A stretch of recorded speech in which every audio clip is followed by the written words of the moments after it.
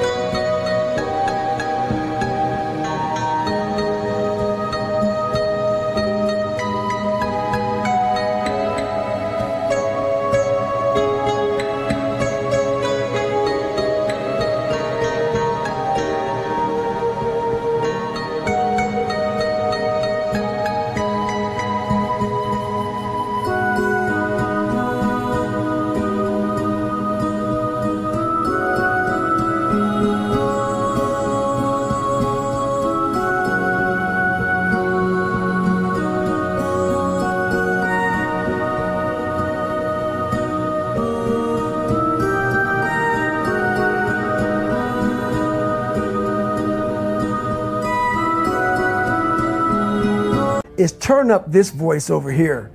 The voice saying things to you that aren't nice. That it's in our heads. I mean, and it's not putting yourself down. People take this the wrong way in this new society. I'm not saying to put yourself down. I'm saying listen to the truth. And the truth isn't in the 20%. The truth is in this other part of your brain saying, look, man, you're wasting a bunch of percentage here. We have 80 more percent that we're not tapping into, because in this other 80% is suffering, pain, failure, self-doubt, darkness, and then a whole bunch of light. But to get to this light, you gotta go through all of this shit that is not fun. This from 20 to 100%, this shit in between is not fun. So we just...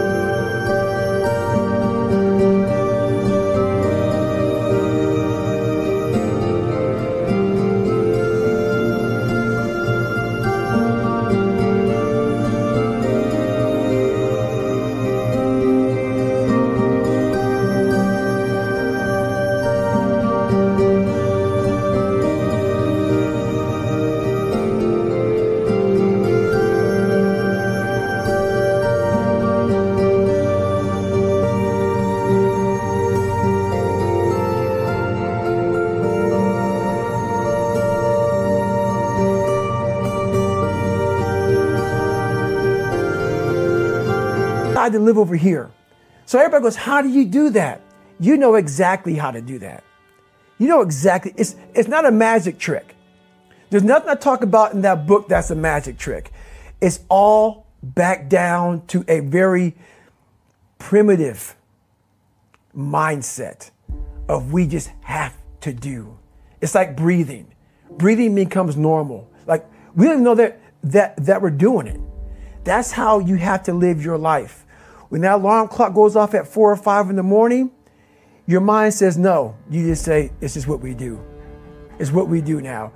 Because to get to where you want to go, the amount of pain involved, I'm not saying physical, I'm not saying you got to break yourself off. The amount of mental pain of how many times you're going to have to do something that you don't want to do to get to where you want to go. There's going to be more times you do something that you don't want to do than you are going to want to do it. And that's your new norm. That's your new norm. So then it's like breathing.